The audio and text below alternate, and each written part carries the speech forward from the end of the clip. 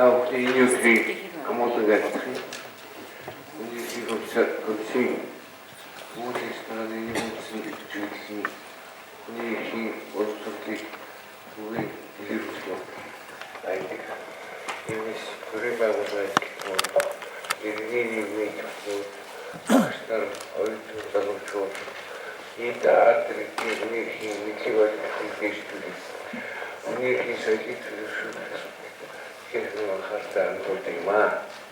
Өнөөдөр хүмүүсийн хүмүүс нээлттэйг хуурамтаа Монгол улсад өнөөдрийн онцгой судалгаа хөгжүүлж байгаа өнөөдрийн эрхийг хамгаалагчдын эрдэм судлалын болон практикийн бүхэн улсны түвэн илрүүлж байгаа өнөөдрийн зураг нэгцийг 2005 оноос эхлэн хогоогдож бөгөөд 2012 оноос эхлэн жил бүр 6-аас 7 илтгэгчийг үрж өнөөдрийн байдлаар 24 удаа текст уншуулад байна. За зураг текст нь өнөөдрийн бүхэл асуудлаар төрөлхтний салбарын төвлөрөлтийг бид ойлгож байгаа. Өнөөдрийн хамгаалах чиглэлээр идэвхтэй үйл ажиллагаа явуулдаг төрийн болон иргэний нийгмийн байгууллагын ажлууд өнөөдрийн чиглэлээр эдгээр цог зэрэг хамгаалсан судалгааны ажлыг гадаад дотоод судлаач хүний хамгаалагч эмзэгчдээс цугаа чиглэлийг тавих хүсэлтийг тавьдаг юм аа. Бид өнөөдөр 2015 оны 6 дахь удаагийн энэ үйл ярилцгийг ирээд аюулгүй орчинд амьдрах их ба захиргааны иргэний шүүх сэдвээр Монгол улсын захиргааны иргэний давтагдах шүүхийн шүүгч Монгол улсын сургуулийн хууль сургуулийн багш Цэнтийн зөвхөн урьж ирүүлээд байна. Энэ хүсэлтээр Монгол улсын үндэслэлээр баталгаажуулсан хүний аюулгүй орчинд амьдрах орчны бохирдол байгалийн хэзээ алдагдахаас хамгаалуулах эрхийн ойлголт шүүхийн журмаар хамгаалуулах зохицуултын талаар хөдөлж ярилцах юм аа.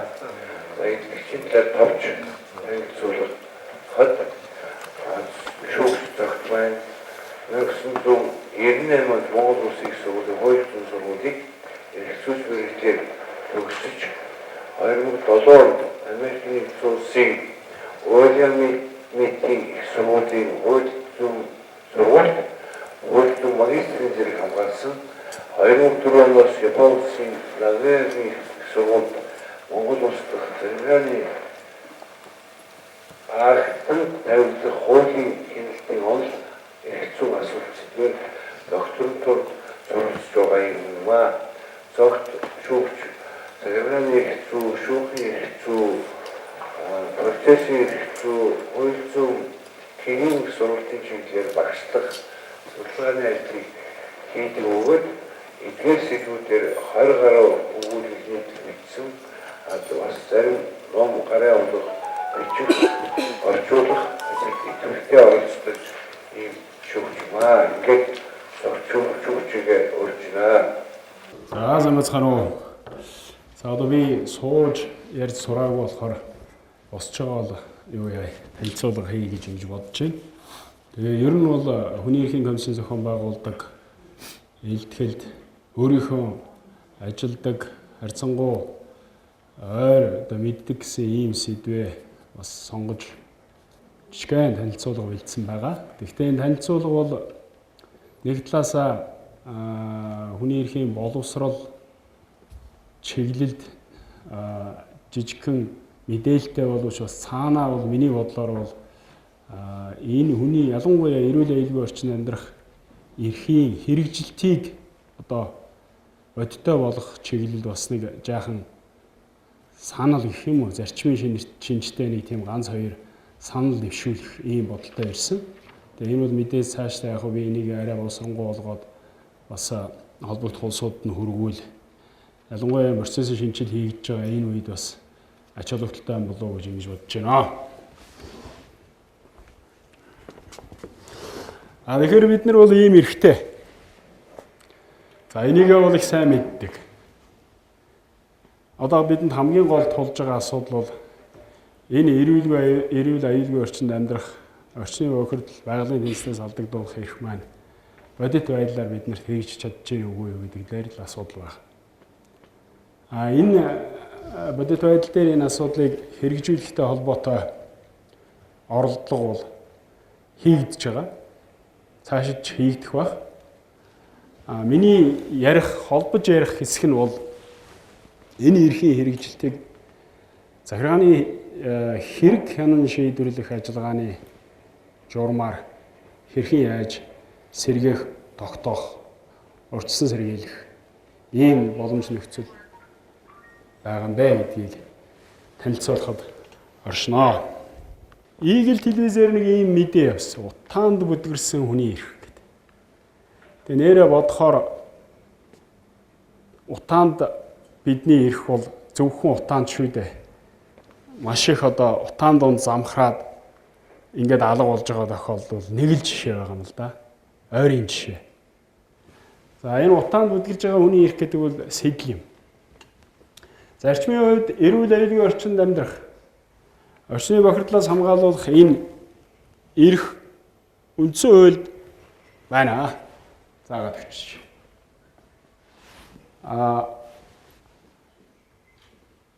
Эрхийн тухай бид нар ярихын тулд бол зөрчил заавал ярих хэрэгтэй.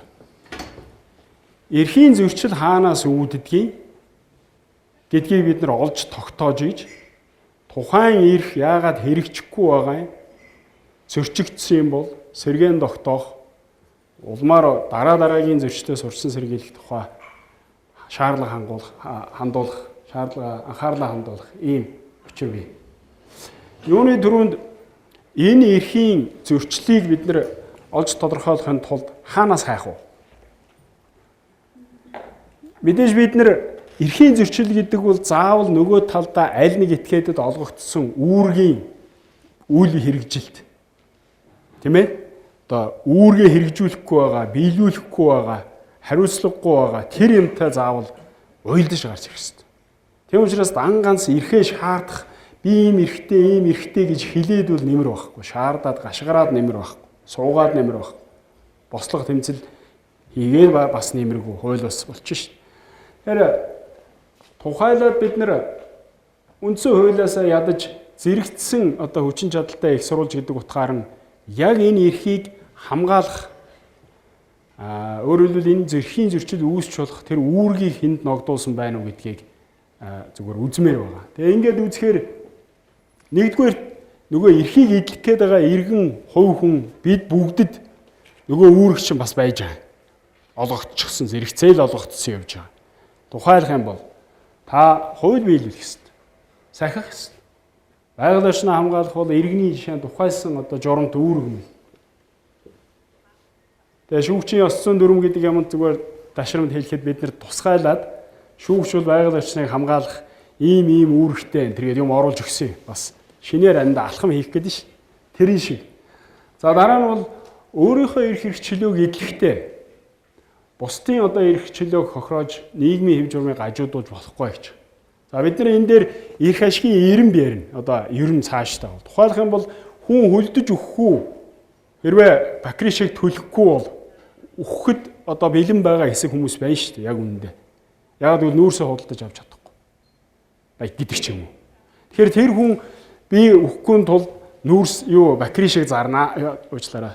Төлнэ гэж байгаа нөгөө талдаа тэр бакри шигний утаагаар хордож байгаа бид хэдийн нөгөө эрүүл аюулгүй орчинд амьдрах эрх маань яах вэ? Эрингийн ийм зөрчлийн юмнууд бас үүсэх юм шиг байна. За энэ бол иргэдэд олгосон олон нийтэд бүгдэнд нь олгогдсон үүргийн зохицуулалт. Тухайлсан ер нь бол иргэний эрхийг хамгаалах хэрэгжүүлэхтэй холбогдсон тухайлсан үүргийг бол захиргаа хүлээдэг. Тэгэхээр захиргааны үүргийг бол бид нар энэ дээр үндсэн хуулийн дээр бол маш тодорхой заагаад өгсөн байж байна. Хүрээлэн байгаа орчныг хамгаалах, байгалийн баялагийг зүй зохистой ашиглах, нөхөн сэргээх арга хэмжээг авах нь засгийн газрын үүргээ гэх. За би нэгийг л дурдчихъя тий. Засгийн газрын үүрэг гэж. За эхний санаа бол эрхийг дан ганцхан өөрийн шаардахгүй үүрэгтэй заавал хүнд тэр эрхийн зөрчил үүсгэхийн тулд нөгөө талд нь үүрэг зөрчигдсөн байх ёстой. Тэрийг бид нэр давхар хайж одоо юмаа олж тодорхойлж шийдэхийн тулд тэмцэхийн тулд тэгж явах ёстой гэдгийг хэлэх зорилгоор энэ слайдыг үзүүлвэ. За зөрчил гарлаа гэж одоо эрх зөрчигдсөн. Өнөөдөр эрүүл аюулгүй орчинд амьдрах эрх зөрчигдөж байгаа юу? Одоо хүн болгон зөрчигдөж байгаа гэж хэлж байгаа. Маш олон зүйлээр зөрчигдөж байгаа.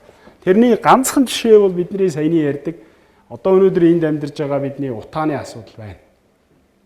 Тухайлаад ярил.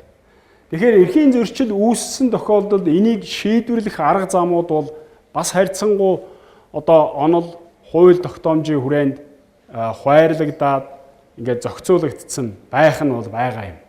Юуны төрөнд эрхийн зөрчилтэй тэмцдэг одоо популяр арга хэрэгслэл бол нэг талаасаа улс төрийн арга хэрэгслэл гэдэг. Өчигдөр байна уу? Мэдээ явж байна. Хойтлын хогийн цэг дээр очсон одоо нэг телевиз сурвалжлага хийгээл. Тэгжсэн ингээд явж ирсэн энд нэг хэсэг залуучууд одоо энэ хогийн асуудлаараа хөрөлцөн ирсэн байна. Ярилцлага авъя гээл. Тэгэн гоо тэнд хэсэг залуу биш. Өөрөлд улс төрч зогсож байгаа. Мэдээж улс төрч залуу тарах нь тий. Нөхөр одоо энэ хойно байгаа хогийг эндээс зайлуулахгүй Улаанбаатар угаасаа болохоо байлаа гэл ингээл яриад. За ер нь бол зарчмын хувьд бол альва эрхийн зөрчил, ялангуяа нийтлэг эрхийн зөрчлийг нэг хүнд тулсан биш. Одоо жишээ нь хадгалан зээлийн оршуудыг хохирогчд ч гэдэг юм. Тэ? Нийтлэг эрхтэй холбоотой асуудлуудаар бол бас улс төрийн арга зам бол зарим тохиолдолд нэлээд үр дүнтэй байдаг. За тэр нь бол одоо яадгийн тэр нөгөө улс төрийн нөлөөллийн арга хэлбэр нөгөө нам сонгуул яасан манай тойргийн гишүүнээ тэрээгээд олон арга зам байна. Тухайлах юм бол улс төрийн сонгуульд одоо яг энэ Улаанбаатарын хотын утааны асуудлыг зохицуулна гэдэг арга журмаар мөрийн хөтөлбөр дэвшүүлээд орж ирсэн хүмүүс ч байгаа, тийм ээ? Энэ бол мэдээж байж болдог, шийдэж болдог нэг арга зам мөн хэдий боловч ихэнхдээ бол нэгэн одоо хүмүүсээс хамаарсан. Зарим тохиолдолд улс төрчид очисон хойноо юм мартдаг байхгүй. Тэгээ өөр их ашиг захирагддаг гэх мэтлэн хүнээс хүнд нэлээд хамаарсан тийм арга хэлбэр учраас төдийлөн зарим тохиолдолд бол үр дүнд хүрэхгүй байх тохиолдол байна. За мартаагүй үүргээ биелүүлээд хэрэгжүүлээд явж ийлээ гэхэд энэ өөрөө тухайлах юм бол одоо энэ утааг бууруулахын тулд Улаанбаатарын хажуу ихээр гэр хорооллыг барилгажуулна л гэсэн шүү дээ. Тэр бол асар их хугацаа шаардсан, хөрөнгө хүч шаардсан. Төдийлөн амархан одоо бидний нөгөө зөрчигдөөд байгаа эрхийг энэ авч хэрэгжүүлж байгаа арга хэрэгсэл нь гүйцэхгүй байхгүй. Эрхийн зөрчлийг.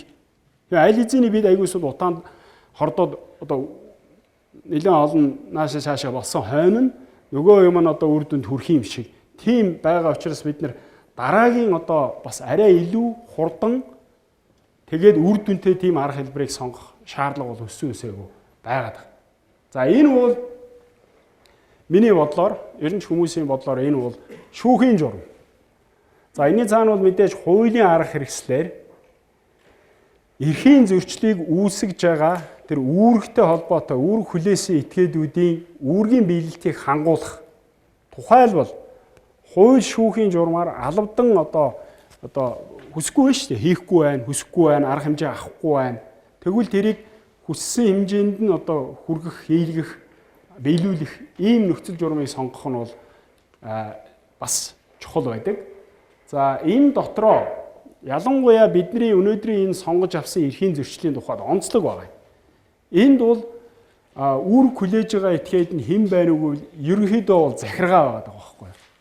Нийтлэг одоо удирдан зохион байгуулах чиг үүрэг хүний ард олонныхоо эрүүл аюулгүй орчинд амьдрах эрхийг хангах ёстой захиргааны байгууллагуудын үүрэг голцоо байгаад байгаа учраас би энийг захиргааны хэргийн шүүх хэрэг хийн шийдвэрлэх ажиллагаатай уялдуулж та бүхэнд танилцуулж байгаа ухаантай маа. За захиргааны үүрэг өөрөө хэрэгжилтэн хангалтгүй байгаа тохиолдолд хүссэн үсээгүй энэ дээр юу орж ирэх ёстой? Хуулийн хяналтыг оруулж ирэх ёстой. Яг манайхан бол одоо шүүхийн хяналт гэж яадаг. Би бол буруу гэж бодож байгаа. Ер нь тэр тэгж одоо judicial review гэдэг зүйлийг орчуулвал тэгж бас орчуулж болмооргүй юм шиг байна. Эцсийн бүлэгт бол шүүх юу хяндаг вэ гэхээр шүүх байгууллага албан тушаалдны үйл ажиллагааг хуультай л зэрэгцүүлж хяндаг. Хуультай л зэрэгцүүлдэг. Хуулийн зарчимтай. Тийм учраас энэ бол шүүх хянаад байгаа хэрэг биш. Мөн чанартай хуулийн хяналт явагдаж байгаа. Хэрэгжүүлж байгаа этгээд нь шүүх. Тийм ээ? А тэрний цаана одоо тэрний үр дүн хүртэх ёстой этгээд бол тухайн хуулиар эрх олгогдсон этгээдүүд тэр үр дүн хүртэх ёстой. Тухайлх юм бол бидний нөгөө эрүүл аюулгүй орчинд амьдрах эрх маань нэг хэсгэн газартаа ч гэсэн хэрэгжиж биелдэг байх ийм шаардлагатай байна. За энэ чинь тэгээд нэг тийм үр дүнтэй арга мөн ч юм уу биш ч юм уу гэд одоо бас шүүх хуулийн систем хэргийн шийдвэрлэх ажиллагаанд одоо итгэхгүй байх одоо нөхцөл байдал бол бас нэлээд байна шүү дээ. Тийм зовлон бол байна, тийм ээ. Тийм учраас одоо тийм хандлага байж болно. Тийм байлээ гэд бид нар мэдээж энийг боловсронгуй болгохын төлөө явах ёстой. Тухайлбал өнөөдөр би ганц нэг одоо санаачлах тавих гэдэг ийм өөрчлөлт хийвэл ингээд арай дээр болох юм шиг байна. Тэрнээс биш хайчиж болохгүй. Шүүх нь угаасаа ийм.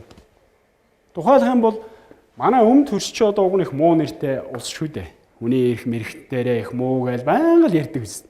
Гэтэл биднээс хол илүү алхсан баг. Тухайлх юм бол 14 онд өмнө төрш дагнсан шүүх байгуулсан байна.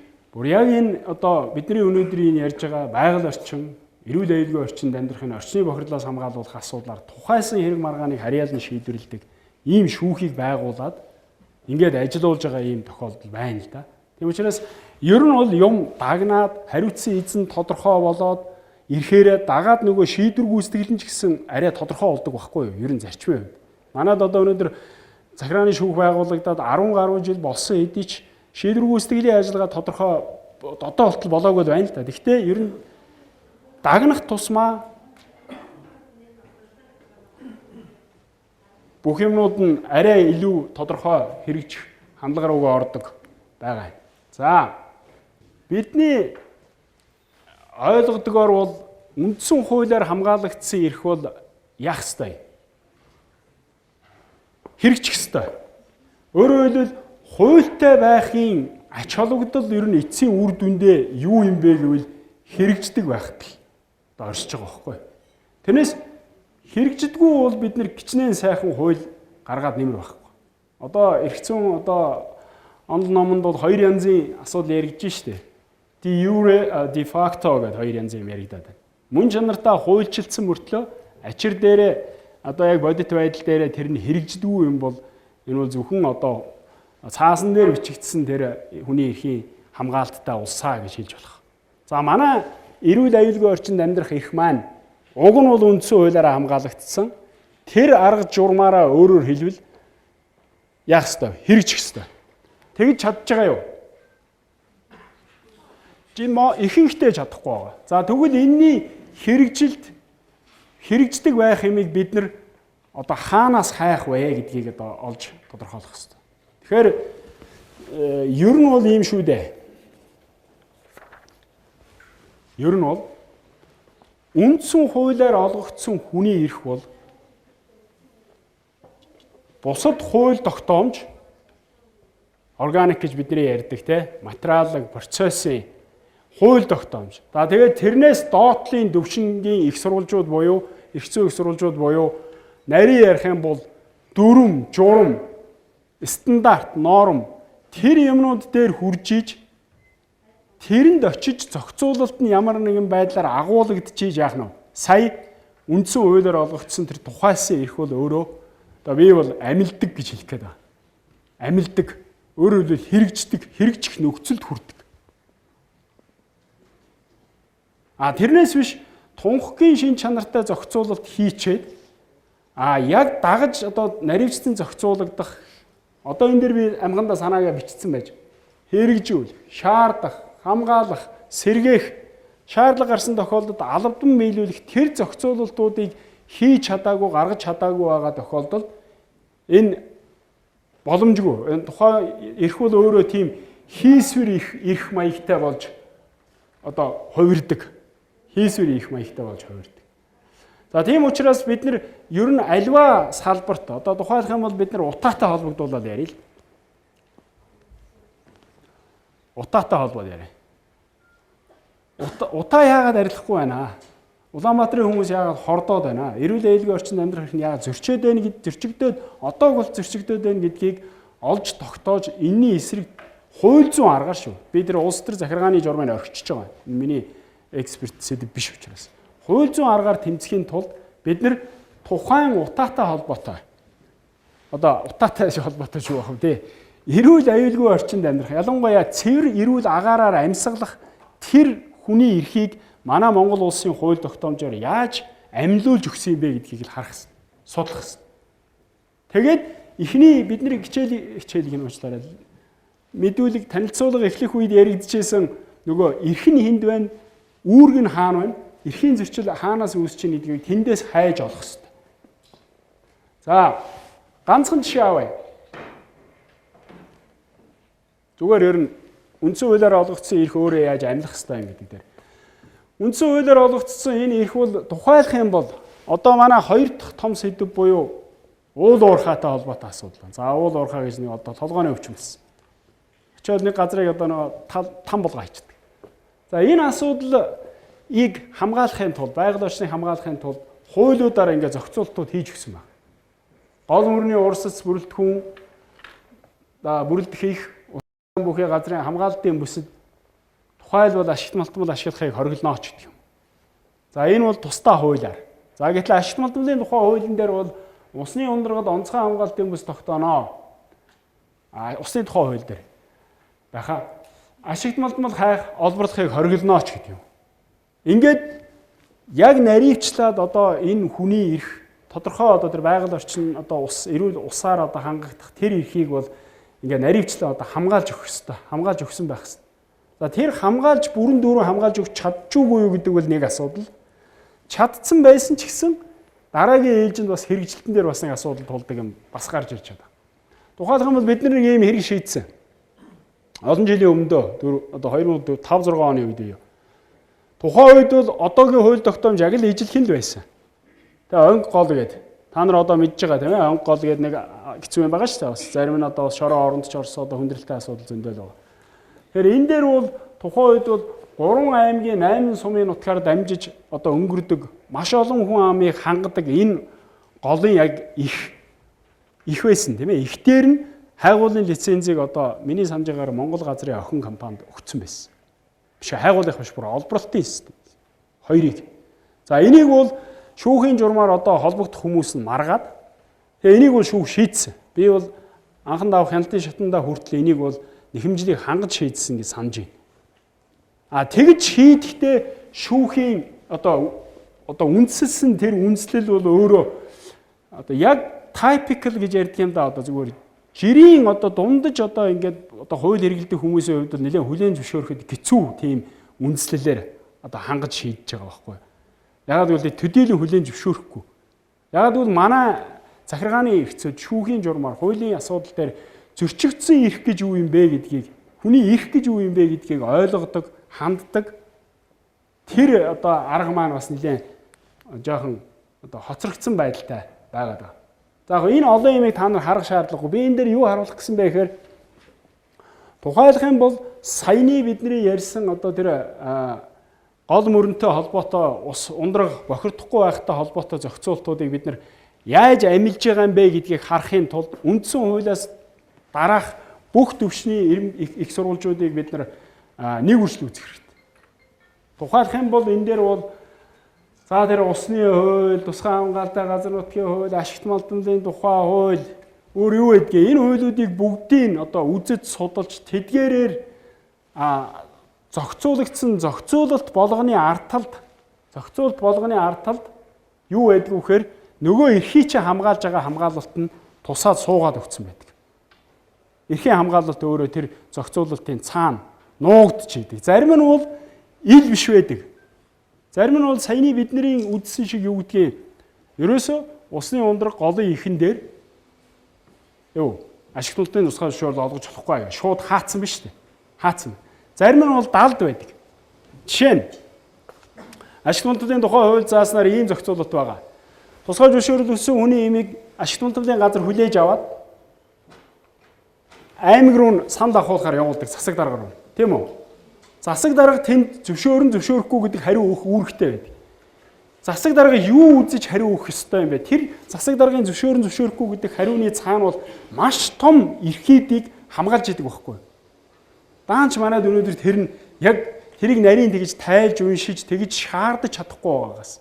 Яагаад гэвэл засаг дарга тухайн тусгай зөвшөөрөл хүссэн газар оршин байгаа сумын иргэдийн төлөөлөгчдийн хурлаар тэр асуудлыг хилцүүлээд дараа нь аймгийн иргэдийн төлөөлөгчдийн хурлаар хилцүүлээд тэгээд тэр санал дээр үндэслэж ашиг тунамдын газар руу бид зөвшөөрнө зөвшөөрөхгүй гэдэг хариу өгөх ёстой байхгүй юу? Яагаад тэгж байгаа юм гэхээр Монгол улс хуулиараа маш олон хууль тогтоомжуудаар суманд аймагт эрх олгосон байдаг. Тухайлх юм бол сумын засаг дарга, аймгийн засаг дарга өвлжөөний зориултаар, хашсан бэлчээрийн зориултаар, хот айлын зориултаар иргэдтэй газар эзэмшүүлэх эрх олох эрхтэй газрын тухай хуулиар. Эсвэл бид нөгөө тагтаг шүтдэг, онголдог одоо тэрийг зүгээр нэг дахиж шүтэж байгаа юм биш шүү дээ. Доор нь усны ундраг байдаг, юу байдгийг те, ойн сав одоо гол юм байдаг. Тийм учраас бид тагтаг шүтдэг байх л да. Тэр нутаг орон маань байдаг газрыг ухан гэдэг хүсэлтийг ирүүлчихэд нь шүү дээ. Тэгэхээр тэрийг бол Улаанбаатар сууж байгаа ашигт мултамлын нөхөр мэдхгүй, тэр нөхөд харьцуулаад шалгах ямар ч бүртгэл байхгүй, юу ч байхгүй. Тийм учраас орон нутагт нь мэддэг хүмүүсээс саналыг авах гэж явуулж байгаа байхгүй. Уг нь энэ зүгээр нэг санал авч байгаа юм шиг. Зүгээр тэр компани засаг дарга компани захиралтай сууж агаад шийддэг асуудал ерөөсөө биш. Гэх мэтлэн хуульчтаас, иргэдээс тухайн хамгаалагдж байгаа хуулийн зохицуулалтаар хамгаалагдж байгаа эрх ашиг сонирхлыг одоо ухаж ойлгож, зөв таньж гаргаж ирж шийддэг хүмүүст нь одоо зөв одоо анхааралд нь хүргэж шаардах ийм л одоо юм бас тодорхой хэмжээгээр биднээс шаардаад байгаа. Тэрийг харуулахын тулд би энд нэг баахан олон юм бичсэн. Манайхан ихэмчлэн хуульч төдийгүй хүмүүс ихэмчлэн энэ эрхийн зөрчлийн асуудал ярихаараа өөрийнхөө эрхийг л яриад байдаг. Би ийм эрхтэй гэж яриад. Тэнгууд нөгөө талд нөгөө байгууллага нь би ийм үүрэгтэй гэдэг биш ээ. Би бас ийм эрхтэй, бүр эрхтэй. Одоо өөрөөр хэлбэл нэг орон нутгийн иргэн яриад би эрүүл хэвлэлийн орчинд амьдрах хэрэгтэй гот ашигт мултамлын газар бид тусгай зөвшөөрөл олох хэрэгтэй. Тэгэл болоо. Зэрэгцүүлээ тавьчихна. Тэрний дорхноо нөгөө цаана нуугдж байгаа зохицуулалтуудыг олж харах нь их чухал байгаамаа. За энэ саяных бол ерөнхий одоо юм би та бүхэн танилцуулахыг зорилоо. Одоо хамгийн гол асуудал бол за эрхийн зөрчилтэй холбоотой асуудал дээр захиргааны хэрэг хянан шийдвэрлэх энэ журмын дагуу ямар хүндрэлүүд байна вэ? Ямар боломжууд байна вэ гэж. Хэрвээ та бүхэн сайн одоо ингээд жижигхэн наривчлаад үзэх юм бол манай захиргааны хэрэг хянан шийдвэрлэх тухай хуулинд шүүхийн журмаар маргаж хамгаалуулж болох тэр зүйл одоо би зүйл гэж хэлчихье. Тэрийг яг юу гэж тодорхойлсон байгаа вэ гэхээр хэд хэдэн заалтуудад өөр зохицуулсан. Санаж байгаа бол та захиргааны хэрэг хянан шийдвэрлэх тухай хуулийн 1-р зүйл буюу тэр хуулийн зорилго дээр юу гэж байгаа вэ гэхээр юу гэж байгаа вэ? Иргэн хуулийн этгээдийн зөрчигдсөн эрхийг эрх хууль ёсны ашиг сонирхлыг эрхээ хамгаалуулахын төлөө гаргасан нэхэмжлийг хянан хилцэхэд оршино өгч байгаа. За буцаад бид нар нэхэмжил гэж юу юм бэ гэдэг дээр очингууд ганцхан эрх гэж байна. Ер нь энэ эрх ашиг сонирхол гэдэг хоёр юм өөрөө нэг юм уу, өөр юм уу? Энэ бол уг нь их нарийн байхгүй юу? Одоо та нарт бол ингээд монгол хүмүүс бид нар их голцоо дандаа хоршоо өгөөр явдаг. Одоо аяга маяг гэдэг юм одоо тэр аяга маяг шиг арай ярьдаг байх. Юу гэдгийг ашиг сонирхол, эрх ашиг сонирхол ч гэдэг юм уу те. Дандаа ингээд хоршоод явждаг болохоор эрх хууль ёсны ашиг сонирхол гэхээр ердөө л эрхийн байх гэж ойлгоод яваад. Тэгвэл биш. Биш юм байгаа уг нь. Эрх гэдэг бол ихэвчлэн тодорхой хуулийн зүйл заалтаар бүр тодорхой субъектэд ингээд нэрлэгдээ заагдаад олгогдсон тэр хамгаалагдсан бүр нарийн зохицуулагдсан тэр одоо боломжийг хэлээд байгаа. Тэгвэл хууль ёсны ашиг сонирхол гэж юу юм?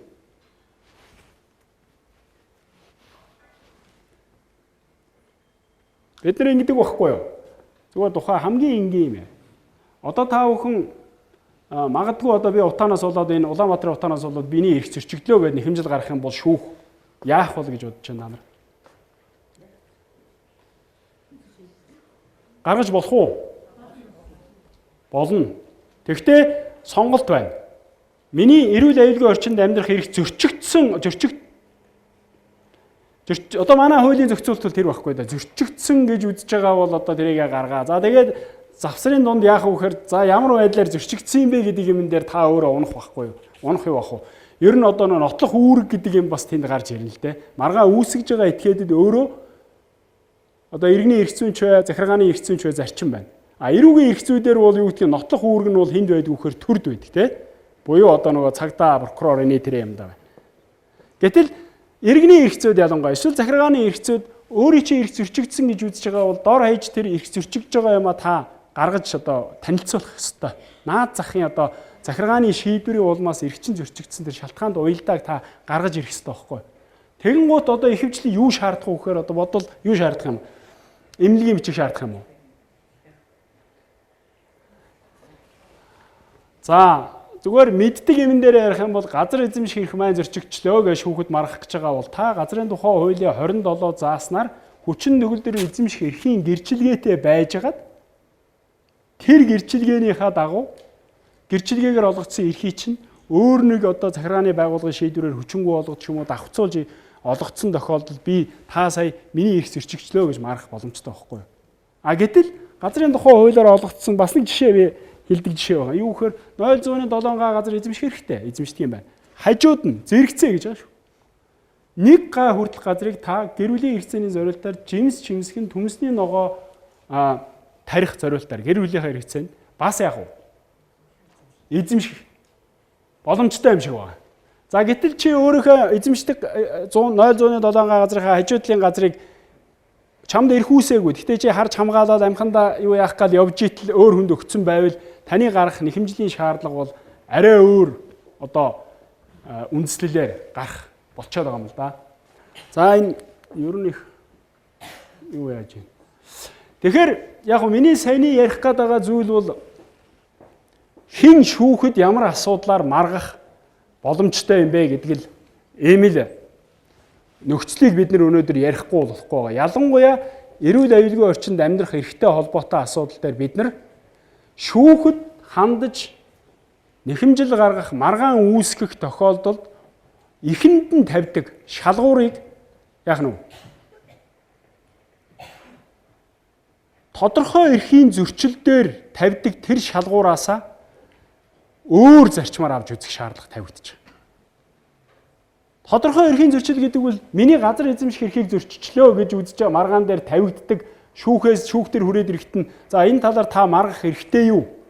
Таны эрх зөрчсөн үү, зөрчигдөж гэнэ үү гэдгийг хэрэг үүсгэхдээ тавьдаг тэр шалгуур шаардлагаас нийтлэг эрхийн одоо маргаан тийм ээ одоо саяны бидний ярьдаг эрүүл аюулгүй орчинд амьдрах эрхийн маргааныг үүсгэх тэрний төлөө шүүхэд хандахад хэрэг үүсгэхдээ тавьдаг шалгуурыг бид нар зөөлөх хэрэгтэй байна. Одоо энгийн үгээр хэлэх юм бол тэр угаасаа хөгжилтэй газруудад энэ шаардлага өөрөө байгаа байхгүй юу? Өөр байгаа.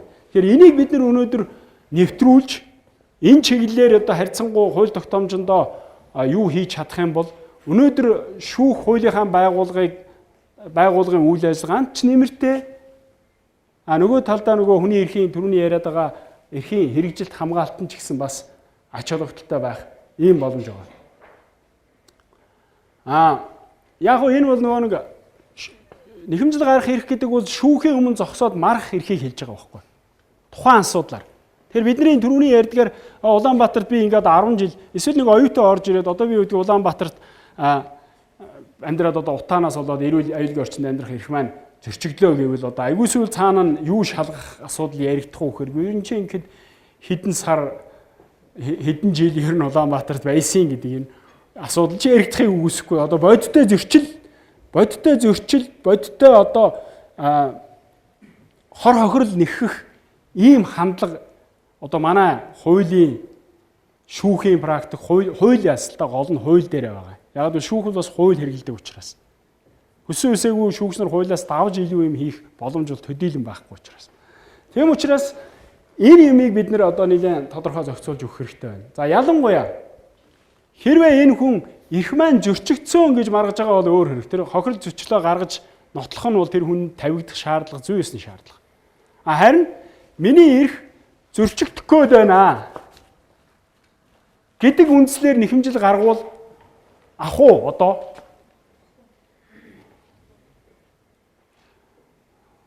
одоо манайд энд бол нэлээд олон хуульч нар бас харагдаж байна.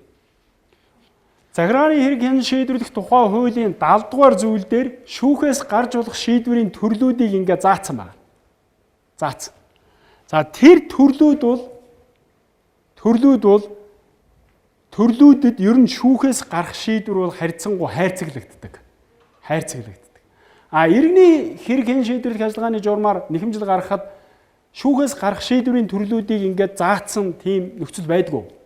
Би юу гэж санаа хэлэх гээд байна вэ гэхээр ер нь бол шүүхээс гарах шийдвэрийн төрлүүд бол шүүхэд хандаж гаргаж болох тэр зөрчигдөж гин гэж үзэж байгаа хамгаалуулах гэдэг нэхэмжлийн шаардлагатай бол харилцан уялдах боломжтой байна. Ер нь уялдаатай байна. Өнөөдрийн манай шүүхийн практик ялангуяа захиргааны хэрэг хэн шийдвэрлэх тухай хууль буюу шүүхийн практикийг одоо удирддаг, зохицуулдаг энэ хуулинд бол эрх зөрчигдөхөөс урьдчилан сэргийлэхтэй холбоотой нэхэмжлийн шаардлага гаргах тэр зохицуулалт бол ер нь бүдэг. Одоо би бүдэг л гэж хэлье да. Бүдэг.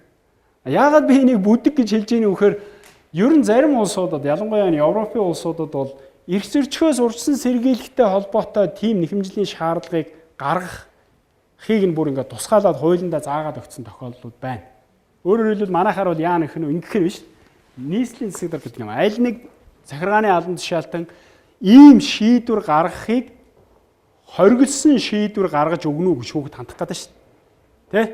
Тухайлах юм бол юу гэдгийг одоо Улаанбаатар хотын захирагчийг ногоон уутанд одооний сэдв шүү дээ, тэ? Ногоон уутанд мөнгө зарахгүй байхыг хоригдсон шийдвэр гаргаж өгнө үү шиг юм. За тэр л арай жоохон хийсвэр жишээ болчихлоо. Бүр тодорхой одоо тийм жишээ тодорхой шийдвэр гаргахыг хоригдсон тийм шийдвэр гаргах зохицуулалт байж болохоор байгаа. Нөгөө утаанд бүдгэрсэн хүний эрх гээд юуны хичээлийн эхэн дээр сэдвийн эхэн дээр бид нар ярьсан тэр талаар ер нь энэ хоригдсон зохицуулсан хамгаалсан юм байна уу гэж байгаа юм байлээ. 2010 оны хүний эрхийн комиссийн илтгэлд юу ээж ийн вэхээр энэ цэвэр агаараар амьсгалах хэрэгтэй цэвэр агаартай холбоотой зохицуулалт бол манай улс 14 олон улсын баримтчиг нэгдэж ороод 30 гаруй хууль тогтоомжинд энэ талаар зохицуулалт тусгасан гэж байгаа байхгүй. Ер сүүлд чинь бид хэд чинь бүр тусдаа хууль гаргасан шүү дээ. Нийслэлийн агаарын бохирдлын бууруулах тухай хууль гэдэг. Тэгээ ийм хууль гараад хэрэгжилт байна уу гэвэл байхгүй л байгаа байхгүй. Тэгэхээр одоо хүссэн үсээгүй энэ хэрэгжилт нэгэнд хууль нь байгаад хэрэгжихгүй байгаа бол одоо миний хэлэх гээд байгаа санал юу вэ гэхээр санал ч байх. Боломжийг гаргаж илэрхийлж танилцуулж байгаа юм бол шүүхийн журмаар л явах хэрэгтэй. Хэрвээ захиргааны журмаар явах байсан бол захиргаа бол одоо төсөө хөрөнгө муу байна. Тийм учраас салингийн чи хаснаа шийдэх юм. Төсөө хөрөнгө муу байгаа учраас бид нар одоохондоо нутааны асуудлыг шийдэж чадахгүй байна гэд. Тэрийг хүлээвэл бид нар мэдэхгүй одоо хизээ дээр юм болох юм бүү мэд. Тийм учраас зарим тохиолдолд ялангуяа бүр зайлшгүй хоолой дээр тулцсан ийм байгаль орчны эрхтэй холбоотой энэ асуудлууд дээр бол шүүхийн журмаар асуудал тавихаас өөр одоо үлдээгүйч байж болох юм. Тэгээд шүүхийн журмаар асуудал тавилаа гэж бодъё л да. Утаан дээр тухайлж ярьж байгаа учраас ингээд тавья гэж бодоход нэгдүгээрт 3 янзын юмнаас энэ утаа үүсээд байна гэдэг нэг яг энэ утаа судалдаг энэ хүн бичсэн байна л да. Зуухны яндан, автомашин, за тэгээ захилгаан станцууд гэдэг. 3 л юм ярьж байгаа юм. Гол 3 үсгэж. Тэгэхээр бид нар нөгөө эрхийн зөрчил гаргаж байгаа юмаа эндээс хайж олох хэрэгтэй. За манай хуулиудад зохицуулсан байна л да. Энэ жишээ нь нөгөө түрүүний ярьдаг хуулиуд чи ийм зохицуулалт байна. Түүхийн нүүрс шатаахыг хоригддаг юм байна. Хоригдсан юм биш хуулиар. Өчигдөр зурагт үзүү нөгөө төсвийн хямралтай холбогдуулаад яасан гэсэн чинь нөгөө захилгааны хэрэглээг 50% хөнгөлж исэн шүн тэр чи боловцсон гинэ. Ягаад гэвэл нөгөө улс орны эдийн засаг болохоо байлаа. За тэгэнгүүт нөгөө захилгааны чи хэрэглээг 50% бууруулчихаар яах вэхээр мэдээж нүүрсээ шатаа шүү. Илүү их л шатаах байхгүй. Эсвэл нүүрс байхгүй нь бол тэгээд нөгөө өөр босод юм шатаа. За хууль бол юм байна. Түүхийн нүүрс шатаахыг бол бүр хоригдсон. 2-3 газар 2-3 хуулийн дээр хорио хийсэн. Хэрэгжиж байгаа юу? Хэний үүрэг юм бэ гэхээр энэ бол дан ганцхан яг энэ тохиолдолд шатаах түүхийн үүрэг шатаахгүй байх ёстой гэдэг бол иргэдийн үүрэг. Иргэдэд ирж байгаа л одоо зохицуулалт баг тийм үү? Нөгөө одоо энэ ялангуяа энэ бидний одоо энэ хойгуур амьдарж байгаа манай иргэд гэр оролд амьдарж байгаа нүрс шатаадаг төлж амьдардаг иргэд. манай ээж бол хойно биш урд бас нүүрс төлдөг гэр хороолд амьдардаг л бас энэ урдталтаа гэхдээ хойно биш тухайлбал. Тэгэхээр бүгдэнд бараг шахуу хамааралтай болчих. За одоо энэ хүмүүсийн үүрэг хэрэгжихгүй байна. Түүхийн өөрс шатаахгүй байна. Шатаагаад байна. Яагаад вэ гэвэл өөр сонголт тийм боломж байна уугүй юу гэдэг бол нөгөө улс төрийн арга зам, захиргааны өөрийнх нь зохион байгуул тэр юмар хангах мангах гэдэг энэ үүрэгтэй холбоотой. Байхгүй байгаа учраас энэ хүмүүс нүүрс түлээд байна уу? Энд тэргээ зөндөө юмуд гарна. За бид нар тэр иргэний үүргийг бол хайчий. Орхичээ. Одоо бид нар хамгийн гол өнөөдөр сонирхож байгаа зүйл бол захиргааны үүрэг. Захиргаа хэрвээ энэ одоо тодорхой этгээд хуулиар ногдуулсан үүргээ биелүүлэхгүй байвал яах ёстой? Зохион байгуулалтын арга хэмжээ авах, зарим тохиолдолд одоо бүр зохицуулалт хийх. За бүр хүндэрсэн нөхцөлд бол юу гэдгийг одоо захиргааны журмаар одоо шийтгэл ногдуулах энэ төр гээд янз янзын аргаар бол захиргааны үүрэг байж байгаа. Өөрийнх нь үүрэг. Тэр үүргийг бид нар биелүүлүүлэхээр шүүхэд хандах боломж байгаа юу л гэж л одоо үзэх гээд байна л да. За яг хөө зүгээр зарим нэгэн хүмүүс Улаанбаатар ялангуяа сүүлийн утаатай болсон жилүүдэд олон жил яг энэ утааны ойрхон энэ 46 энэ юм өнч байдгийн сансар мансарт амьдэрсэн хүмүүс эмнэлэг эмнэлгээр яваад уушх муушхаа нэлээд муудсан энэ үзүүлээд энэ төргээд явж болох л байх л да. Тэгэхээр энэ тохиолдолд бол тэр магадгүй тодорхой хүнээр нь хязгаарлах шаардлага гарч байгаа. Одооний манай одоо шүүхийн одоо хуулийн зохицуулалтаар бол таны эрх зөрчигдсөн байна. Нөгөө нөхрийн үзсэн чинь нөгөө нөхөр нь одоо уушгин зүгээр байдаг ч юм уу одоо тэгвэл за одоо ер нь таач одоо бас болоогүй байна даа гэх юм уу. Ерөнхийдөө яг тухайлсан эрхийн зохицуулалт бол их төвөгтэй хэрэглэхэд. Тийм учраас биднэрт энэ тохиолдолд хэрэглэх боломж юу вэ гэвэл нийтлэг эрхийн тэр маргааныг одоо гаргах. Одоо бид нар ярьдаг шүү дээ. Нийтийн эрх ашигын төлөө нэхэмжилгээд нэг юм яригадаад одоо тэгэл энэ тэнд очиод унж босоод яваад байгаа. Тэр зохицуулалт руу нэлээд анхаарах шаардлага байна. Хоёрдугаард би түрүүн санал болгоод байгаа. Зөрчигдөхөөс урьдчилан сэргийлэхтэй холбоотой тэр нэхэмжлийн шаардлагуудыг бид нар хуулиар одоо хангаж өгөх. Бий болгох. Ийм зохицуулалт бол илүү чухал юм болоо гэж бодоод байна. За яг хөө энэ бол зүгээр дараа нь бол ингээ яг ямар байж болох юм бэ гэдгийг бол томьёолоод бичээд ингээд одоо тэр хууль тогтоомж гаргадаг улсуудад одоо хүргэж мөрөх зохицуулалт бол байж болох бах. Хоёрдугаарт байгаль орчныг хамгаалах хэрэг өөрөө дан ганцхан байгаль орчныг хамгаалдаг тэр байгууллагууд ч юм уу эсвэл одооний хэдэн төрлийн байгууллагын үүрэг биш юм шүү дээ. Энд бол бүх этгээдүүдийн үүрэг байгаа. За тухайлах юм бол шүүх бол өөрөө бас үүрэгтэй. Шүүх ямар үүрэгтэй?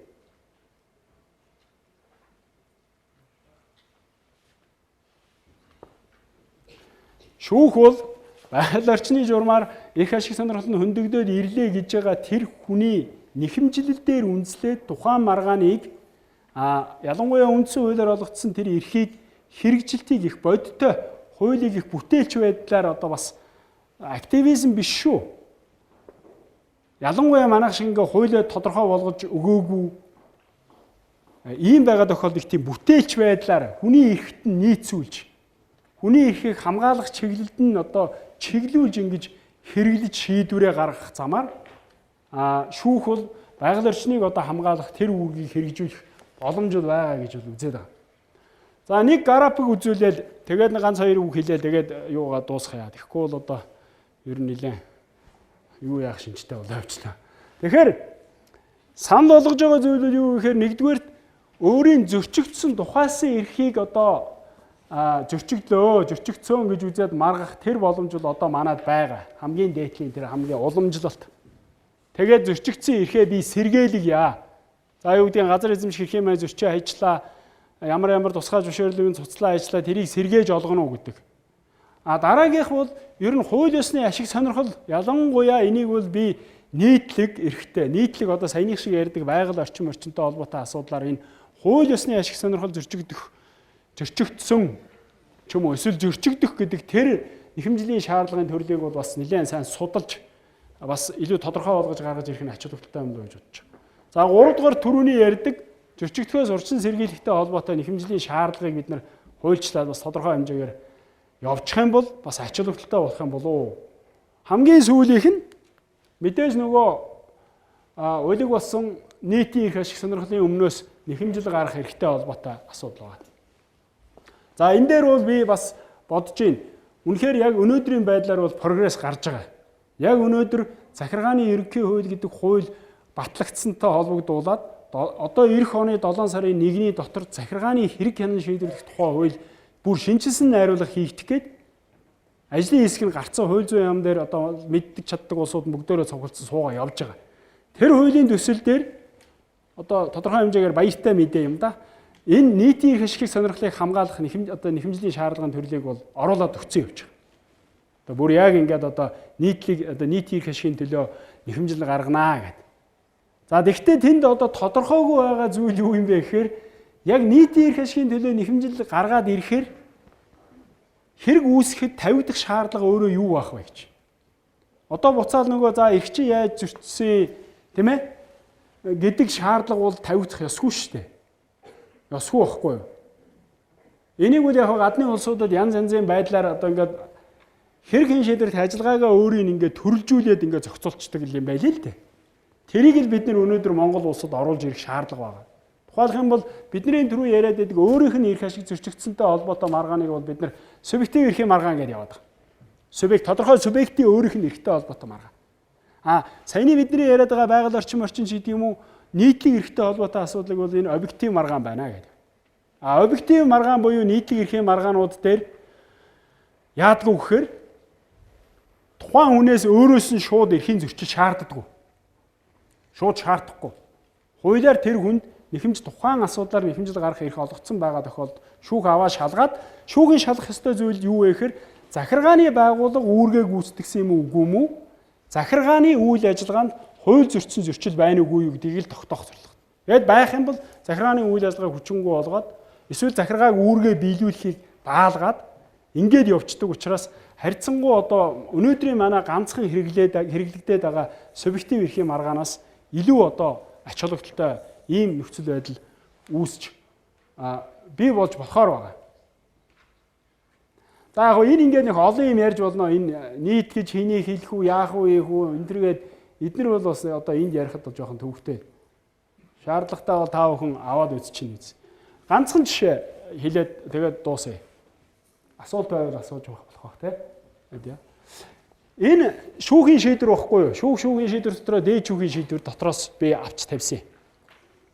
Та бүхэн сонссон байх Өсгөл далайн эзэд гэдэг төрийн бас байгууллага байдгийг. Манай төрийн бас байгууллага юм сайн мэднэ тий. За өсгөл далайн ойр орчимд өгөгдсөн нөгөө нэг тусгай зөвшөөрлөлтөй холбоотой асуудал гаал яваад байдаг. За тэр хэргийг одоо энэ хамгийн сүүлд 40 төгөлдөр байгаа юу юм бэлээ л дээ, шийдвэр юм бэлээ л дээ.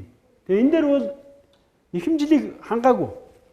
Тэр нэхэмжил хэн гаргасан гэхээр төрийн бас байгууллага дээр нь тэр орчимд амьдрэх иргэд гаргасан байхгүй. Тэгээд шүүх бол хангаагүй. Тэгвэл хангаагүй үндслээ бол ингэж тайлбарласан байна. Байгаль орчныг хамгаалах тухай хуулийн 32-ийн 1-ээр чинь манайх чинь нөгөө төрийн бас байгууллагуудад эрх олгоцсон шүү дээ харьцангуй. Тэгэнгუთ тэр эрх нь олгосон эрх нь өөрөө ийм байгаа байхгүй.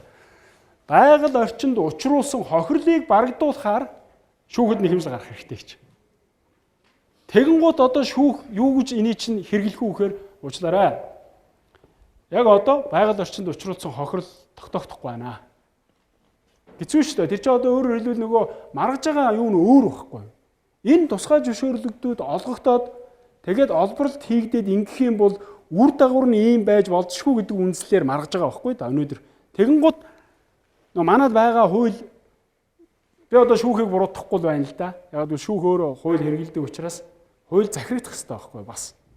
Яг л зөвөр мэдээж бүтээлчээр хүний эрхийг хангах чиглэлд бол хуулийг чиглүүлж тайлбарж хэрэглэх үүрэгтэй л дээ. Гэхдээ юу гэж хэлж гинүү гэхээр энэ тохиолдолд байгаль орчинд хохирол учирсан байдал тогтоохдохгүй байна л гэж. Тэгэхээр шүүхийн зөв үг бол бас зөв. Яг л хохирол учирсан яг одоо өнөөдрийн тийм байхгүй. Нэхэмжлийн шаардлага бол өөрөө уг нь арай өөр агуулга. Тэгэхээр биднэрт бол жаахан харж учирч болзошгүй тэр эрсдлээс сэргийлэх тийм мэдрэмжтэй зохицуулалт юм бол хэрэгтэй л байгаад байна л да. Ер нь бол ялангуяа энэ нийтлэг эрхтэй холбоотой эрүүл аюулгүй орчинд амьдрах эрхтэй холбоотой асуудал дээр бол шууд үр дагавар шаардсан зохицуулалт ийм нөхөө зохицуулалт бол хизээш хийж боломгүй юм шиг байна. Өөрөөр хэлбэл энэ тохиолдолд бид нар хизээ бидний энэ хүний манай нэхэмжил хангах гэдэг нь тэгэхээр нэг хүн өгцөн бай, дор хаяж нэг хүн өгцөн байж бид нар одоо яах юм? Одоо нэхэмжил маань хангах гэдэг шүү дээ, тий? Эсвэл нэг баахан мал амтан загас магас аваачаад энэ тэнд баахан өгөхөд одоо тийм юм заавал харуулж иж за одоо юу гэдгийг. Тэгэхээр энэ бол жаахан тийм хоцрогдоод байгаа байхгүй бид нар хуульчлалдаа тэгээд энэ хамгаалах байгаа юмдаа зорилгодоо нийцэхгүй тийм зохицуулалт яваад байгаа учраас за энэ ялгаа байхгүй энэ доотлын энэ хараар бичсэн яг адилхан л юу хэлж байгаа юм л да. Иргэдийн эрүүл аюулгүй орчинд амьдрах эрх зөрчигдсөн гэж нэхэмжил гаргасан байхгүй зөрчигднөө гэж. Тэгэнгუთ юу гэж үндэслэж яах вэ? Гэх боловч байгаль орчин хүн амд нөлөөлөх сөрөг нөлөөллийг нотолсон ямар нэгэн шийдвэр байхгүй байна гэдэг ингээд яадаг. Тэгэхээр ер нь бол бицүү хэрвээ ийм сөрөг нөлөөлөл гаргаж ирсэн байхыг шаардах тийм нөхцөлөл хуулиар тавьчихал юм бол ер нь энэ байгаль орчинтой холбоотой эрх бол хамгаалагдахгүй. Тийм учраас бид нар энэ одоо байгаа байгууллага энэ төрөө зөвхөхөөс гадна би бол илүү зүгээр энэ хуулийнхаа амь руу нэлээд сайн боловсруулалт хийвэл зүгээр юм болов. Тэгвэл хэрэгжилж байгаа байгууллагуудын энэ хуулийн чинь юмыг хараад илүү одоо зөв зохистой шийдвэрүүд гаргах боломж бол байгаа болов гэж боддог байхгүй. Тэгэхгүй яг ингээд зохицуулчихаар шүүх хэрэглэхээр одоо бас яг ингэж хэлэхээс өөр арга бас байхгүй юм шиг нэг талдаа харагдаад байгаа юм л да. За яг хуу дахиад нэг слайд ярьчих. Дараагийн ээлжинд бид нар зүгээр одоо жишээ нь захиргааны хэрэг хэн шийдвэрлэх ажиллагааны явцад гэхэд 2-3 зүйлийг бид нар хуулинд тусгаж өгч чадах юм бол энэ байгаль орчинтой холбоотой асуудлаар бид нар жижигхэн ч гэсэн дэвшил гарч болохоор юм шиг байна. Тухайлх юм бол бид нар захиргааны актын биелэлтийг төдөлзүүлэх гэдэг нэг мундаг юм байдаг. Бараг захиргааны хэрэг өөрийн шийдэхдээ энэ тэнцвүүц тийм ач холбогдолтой хэсэг байхгүй юу? Энэ дээр бол миний бодлоор юу нэмж өгч болохоор байна вэ? Иргэдийн эрүүл аюулгүй орчинд амьдрах байгалийн нэмзэл алдагдахаас хамгаалуулах эрх хөндөгдөх. Эсвэл байгаль орчин сүйтгэгдэж болцсохгүй. За энэ юунуудыг харж байгаас одоо манай зохицуулалт бол зөрчигдсөн. Тэгсэн бол ингэсэн бол гэж яваад байгаа ш. Тэгж болохгүй. Хөндөгдөж болцсохгүй бол. Тэ? Хөндөгдөхөөр байх юм бол тэр чинь үнэлэн штэ. Шийдвэр гаргаж байгаа этгээд үнэлэн нөгөө талуудын гаргаж байгаа юмыг үзээд үнэхээр ийм нөхцөл байдал үүсч болцсохгүй. Тухайлх юм бол 3 аймгийн 8 сумаар дамжиж явдаг гол ялангуяа говийн аймагуудын хүмүүсийн мал ахуйн ундны их үүсвэр байхад тэрний ихэн дээр нь олборлт өгчхөөр зогсох юм бол тэр хүмүүст сөрөг үр дагавар ус очихгүй гэдэг нь ойлгомжтой байгаа шүү дээ. Тэрийг шүүх үнэлж болоод байгаа байхгүй. Болохоор байгаа. Болцсохгүй байна. Тийм учраас болио гэж хэлэх боломж байгаа байхгүй. Яг иймэрхүү байдлаар зохицуулт хийгээд өгчвөл бас энэ хууль шүүхийн хүмүүс ч бас тэнэг хүмүүс биш шүү дээ. Бас тэрийг бас хэрэглээд арай бүтээлч байдлаар ийм шийдвэр гаргах боломж байгаа юм болов уу гэж байна. Тухайлбал ийм юм оруулж өгч болж юм зүгээр санал шүү дээ. Эсвэл энэ доотлын хуулиудад одоо юу гэдгийг орон нутаг нөгөө нутгаа хамгаалах ч юм уу одоо мэргэжлийн ялдын байгууллагад олцоо ханддаг ш. Тэд нэр очиод шийдвэр гаргахад тэр шийдвэрийн одоо шүүхтээр маргаал нөгөө компани шүүхтээр маргаал ирнэ штэ. Би нэг талдаа багтаж ярьж байгаа юм биш шүү. Би зүгээр ерөнхийдөө юу гэдэг энд одоо юу гэдэг төрийн бас байгууллагын хараад тэгэл тим чиглэлийн яриад байгаа юм бол ерөөсөө биш. Би өөрөө хэрэг маргаан шийддэг тухайн хэрэг маргааны нөхцөл байдал хуулийн зарчмаа байж бид нэр хэрэг маргаан шийддэг. Гэхдээ энэ нийтлэг эрхээ бодож бид нар хуулийн журмаар одоо энэ нийтлэг эрхийг хамгаалах талд ярихад бол тухайлбал ийм зохицуулалт оруулж өгч болох байхгүй. Орон нутгийн тусгай хэрэгцээнд авцсан зарим тохиолдолд авчдаг шүү дээ. Тэгэнгუთ компани шүүхэд хандангууд төдөлзүүлэл хийчих боломжтой л байхгүй. Ягаад гэвэл одооны хуулийн зохицуулалтаар бол. Нөгөө талдаа одоо хуулийн зохицуулалтаар тэрийг төдөлзүүлэхгүй байхын тулд их зовлонтой. Одоо хүн амны их ашигт ноцтой шууд хохирохол учирсан байжийг гэдгийг илтгэжээж сая төдөлзүүлэхгүй байх хэрэгтэй байхгүй. Гэх мэтлэнгийн ийм юмнууд бол байж болох юм болов уу гэж ингэж бодож байгаа. За, болио доо. Сохоо. За, чигтэй холбоотойгоор цогц шүүхтээс асуудал байна. Одоо бол цагийн хугацаанд та бидэнд бол ярилцах юм боломж байгаагаа. Тэрийн бүсээр болж байна. Тэгээд энэ багшийн ярьснаас үзэгдэр нь одоо байгаль орчны засаглалтыг юм уу тийм юм шүүх гэж юм манай зайлшгүй байх шаардлагатай өнөөгийн шаардлага. Таас тэрийг олж харсан баяртай байна л да. Манайх шиг өргөн уулын нутагтай тэгээд хууль эрх зүйн асуудлын сул хяналт авах чадваргүй боловсон бүтцнээс ихсүүлээд маш олон асуудал байна. Бид нар Монгол улсад ашиг мартанда ашиглаад одоо нөгөө яах вэ гэдэг асуудал тийм. өнөөдөр ч одоо толгомжтой асуудал болоод байна. Тэгэхээр энийг шүүхийн энэ байгаль орчны шүүх байгуулахад ер нь хэрэг хэцүү вэ? Энэ боломжтой асуудал уу гэж асуух юм. За баярлалаа. Ер нь энэ шүүхийн юм чинь нэлээд маргаантай байгаа шүү дээ. Та хэд маань мэдчихлээ байгаа тий. Шүүхийн хууль нь одоо 2-3 удаа наанцаар болоод өөрчлөгдөөл одоо ингээл юм бол тэр их зовлонтой байгаа. Тэгэхээр юу гэдгийг дахиад одоо шинэ шүүх байгуулъя энэ төргээд их юм бол таадуул чинь том дургуул байх. Захиргааны хэргийн шүүх бол өөрөө ерөнхий шүүх. Ерөнхий захиргааны хэргийн шүүх байхгүй. Тэгээ энийг байгуулахын тулд 92 оноос хойш ярьж ижил 2004 он анх байгуулсан гэж одоо чимд өгш ярьдгийг шүү дээ. Нэлээд олон жилийн шаардлага, олон жилийн хүмүүст юм хэлж улс төр янз янзын юмны зөвшөөрөл бүрдчихэж. Миний санал бол арай өөр санал байна. Айтайхан шийдэж болох арга бол бас байна. Одоо хятад чиг бид нэр одоо тусдан шүүх байгуулад ингээ хариалуулад ингээ чаддгүй маа гэхэд одоо байгаа шүүхийнхаа хуулинд бүр тодорхой байгаа зохицуулалт байгаа байхгүй. Ямар зохицуулалт байгаа вэ гэхээр сая шинээр шүүхийн тухай хуулинд ийм зохицуулалт ороод ирсэн. Зөвхөн дээд шүүх биш. Анхан давзаалдах шатны шүүхүүд танхимтай байж болно гэдэг зохицуулалт байгаа байхгүй. Танхим. Тэгээ би бол энэ танхимын ач холбогдлыг бол би бас нэлээд одоо өндөр үнэлж үздэг л дээ. Ягаад гэвэл хүн ерөөс мэрэгчдэг тухайн асуудлаараа илүү мэдлэгтэй болдог, илүү тодорхой одоо шийдвэрүүдийг гаргах, илүү одоо нөхцлүүдийг олж харах мэрэгших. Өөрөөр хэлбэл чинь байгаль орчны гэдэг юм уу? Одоо дан ганцхан байгаль орчин гэхэд бас хэцүү юм тийм ээ. Нийтлэг эрхтэй холбоотой энэ маргаануудыг шийдвэрлэдэг. Нэгэнтээ бид нар бол хэрэг хэн шийдвэрлэх юмнуудаа бид нар манай захиргааны эрх зүйчид бид нар одоо шинэ хуулинд бараг оруулаад өгцсөн гэж хэлж болно л доо. Нийтлэг эрхийн маргаануудыг тусад нь шийддэг. Нэгэнд ингээ оруулаад өгчиж чадж байгаа юм чинь зэрэгцүүлээд бүтцэд нь бол бид нар яг нийтлэг эрхтэй холбоотой маргаануудыг шийддэг. Тэрэн дотроо яг одоо юу гэдэг байгаль орчны эрхтэй холбоотой энэ асуудлуудыг шийддэг. Ийм бүтцийг бий болгочих юм бол дахиж хууль мууль гаргахгүй, хуулинд өөрчлөлт оруулахгүйгээр тийм ээ жижигхэн одоо акц явуулаад одоо байгаль орчны манай хөдөлгөөнийхэн юу гэдгийг төрөөмс байгууллагын мэргэжлийн хүмүүстэй зөвшөлтсөж жагаад ийм боломж байна. Энэ байгаль орчны асуудлыг ерөөс тусна. Хүссөөсөөгөө бид нар энийг тусна авч үзэхгүй болохгүй байхгүй. Юу болцсон шүү дээ ерөөсөө. Тийм учраас бүгд яриад байгаа. Тийм учраас тэр танхим байгуул харга замаар шийдэж болохоор боломж бол бас байгаа. Зөвхөн тусгал төрийн бас байгууллагатай. За тэгээд эрүүл аюулгүй орчинд амьдрах гэдэг энэ тал бүрийн олон эрх байгаа. Энийн нэг нь нөгөө газраас үүдэлтэй маргаан байгаа. Тэгээд азар яг одоо энэ барилгатай газартай холбоотой асуудлаар маргаан үүсгэхэд захиргааны хэргийн шүүх байгууллагатай удаагүй байсан. Тэгээд захиргааны хэргийн шүүхт хандаж захиргааны актыг хүчингү олгуулсан.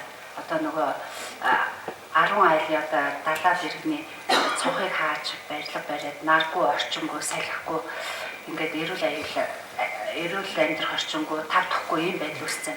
Шийдвэр гаргаад үнэхээр шүүхээс шийдвэр гаргаад энэ шийдвэр биелдэггүй энэ асуудлыг одоо бэлдэх болоход одоо яах вэ? Ямар одоо арга хэмжээ цааш тавах вэ? Шийдвэрийг биелүүлэхгүй одоо 9 жил болж байна. Энэ дээр та нар сарж өгч энэ талаар мөн ч ярьж байгаа. За тэгэхээр үнэн тулгамж байгаа асуудал бол одоо захиргааны хэргийн шүүх байгуулагдаад 11 жил одоо бараг 12 жил болоход байна шүү дээ. Бид нэр тухайс нь нэг маргаан дээр бол хүний эрхийг хамгаалсан шийдвэр бол гаргаж чадж байгаа. Яг одоо саяны шиг тэр зөрчөөд байгаа шийдвэрийг хүчингү болгочих үйлчлэл. Яг бодиттой байдал дээр очиод шийдвэр хэрэгжих гэхээр төвөгтэй байдлууд үүсдэг нөхцөл байдал байна. Энэ юунаас улбаатай юм бэ гэхээр 2004 оны 6 сарын 1-ээс шүүх үйл ажиллагаа явуулаад эхлэхэд байна шүү дээ. Шүүхийн шийдвэр гүйцэтгэх хуулийн дотор захиргааны хэргийн шүүхийн шийдвэрийг биелүүлнэ гэдэг үг үсэг заалт байхгүй байсараад 2007 оны 8 сарын 8-ны хуулиар ч үлээ ганцхан захиргааны гэдэг үг орсон байхгүй. 5 дугаар зүйл нь ерөөсөө тэр нь иргэний шүүхийн шийдвэрийг гэдгийн өмнө захиргаа иргэний гэдгийг нэг л үг нэмсэн. Энэ болтол бид нар энэ захиргааны шүүхийн шийдвэр гүйцэтгэл яаж явж ирсэн гэхээр дээд шүүхний тайлбар гаргаад захиргааны шүүхийн шийдвэр гүйцэтгэлийн асуудал иргэний шүүхийн одоо шийдвэр гүйцэтгэдэг тэр журмаар явна гэж зохицуулсан байсан. Нэг яхав зүгээр дээд шүүх тухай тайлбар гаргадаг байсан шүү дээ. Тэгээ явжсэн. Энийн дагуу явж исэн. Гэхдээ яг бодит байдлаар хэрэгжүүлэх гэхээр нөгөө иргэний шүүхийн юм дээр шоолчоор төлбөр авагч төлбөр төлөгч гээд хоёрын сууцдаг. Тэгтэл нөгөө захиргаан дээр чинь гаргаж байгаа шийдвэр нь өөрөө онцлог. даалгах, хориглох, тэ нураах, одоо байшинг одоо чөлөөлөх. Ийм шийдвэр байж идэл нөгөө иргэний шүүхийн журмыг бариад очиж шийдвэр үүсгэчихээр төлбөр авахч, төлбөр төлөгч. Тэгэхээр нөгөө хэрэгжүүлэх юм ч тодорхойгүй ийм нөхцөл байдалтай яваад бид нар 11 жил болсон нь үнэ. За энэ тохиолдолд одоо ямар арга хэмжээ явж ийнэ гэвэл шийдвэр гүйцэтгэх тухай хуулийн шинжилсэн найруулгыг сая 15 оны 5 сард их хурл өргөн барьсан. Энийг төслийг боловсруулж явах үедээ бол шийдвэр гүйцэтгэхийн эхэндээ бол их тийм сөрхий байсан. Бид нарыг дуудаал. Тэгээ бид хэд ч очиод бас энэ захиргааны шүүхийн шийдвэр гүйцэтгэлийг одоо шанс гарлаа. Одоо энэ дөр бүр тусад нь одоо бүр бүлэг болгоод захиргааны иргэн шүүхийн шийдвэр гүйцэтгэл ийм зарчимтай байна. Ийм шийдвэрүүдийг биелүүлэхэд ийм онцлог юмнууд анхаарна гэд зөвлөгөө өгөөд л ингээ явж исэн чинь яг их хурлд өргөн барьдаг нөгөө төсөл дээрээ болохоор бас их тийм тодорхой зүйл байхгүй юм орцсон юм лээ. Одоо та нар их хурл өргөн мэдүүлсэн хуулийн төслийг байдаг ш. Тэрэн дотор зөвхөн шийдвэр гүйцэтгэлийн хууль гээд оронгууд байж байгаа. Гэхдээ оргуугаас гихчээр нэг хоёр зүйл бол байгаа юм. Гэхдээ тун бүрхэг захиргааны актыг яаж хүчингү болсон тооцох уу гэл ерөөсөө нэг тийм л юм. За ийм болоод ирэхээр нь бас бид нар зүгээр байгаагүй. Бид нар гэдэг нь одоо сая шинэ шүүхийн тухай хуулийн багц хуулийн дотор та бүхэн бас мэдэж авах зүгээр баг. Шүүгчийн эрх зүйн байдлын тухай хуулийн дээр ийм зохицуулт орж ирсэн. Шийдвэр гүйцэтгэлийн ажиллагаа шүүгч хоёрыг гаргасан шийдвэрээ гаргасан шүүгчийг биелж ийн үгүй гэдэгт нь анхаарал тавиулахын тулд юу гэсэн заалт орж ирсэн гэхээр шийдвэр гүйцэтгэлийн статистиктэй холбоотой холбогдох мэдээллийг авах, шаардаж авах. Тэрнтэй холбогдох байгууллагууд нь шаардлага одоо харилцах тийм их үүргийг шүүгчд шийдвэр гаргасан шүүгчд өгсөн байхгүй юу? Хуулиар бас шүүгчийн эрх зүйн байдлын тухай хууль. Энэ бол бас би давуу бас нэг зүйл болоо гэж бодож байгаа. Урд нь яасан гэж шийдвэр гүйцэтгэлийн байгууллага чинь юу штэ. Хууль зүйн яамны харьяа гэдэг утгаараа тэгээд ер нь бас их тийм холбоогүй байгаад байна. Одоо бол нэг тийм. Хоёрдугаарт нэгэн шийдвэр гүйцэтгэлний хуулинд олигтой юм сууж өгөхгүй болохоор захиргааны хэрэг хянан шийдвэрлэх тухай хуулийн түрүүний ярьдаг шинжилсэн найруулгын төсөлд захиргааны хэргийн шүүхийн шийдвэр гүйцэтгэлийн ажиллагааг нэг бүлэг болгоод оруулаад өгөө явж байгаа. За энэ хуулийн ажлын хэсэг бол хууль зүйн яамн дээр байгаа шүү дээ. Хууль зүйн яамн дээр явж байгаа. Хэрвээ одоо тэртэй холбоотой юмд бас санал онол өгье. Үнэхээр тулцсан байна. Тэнд бол бид нэр захиргааны хэргийн шүүхийн шийдвэр гүйцэтгэлийг иймэрхүү байдлаар онцлог байдлаар одоо хийх ёстой гэдэг ингээд нэг зохицуулт. Гурав дахь зохицуулалт боломж юу вэ гэхээр шинээр батлагдсан захиргааны ерөнхий хууль гэдэг хууль байгаа шүү дээ.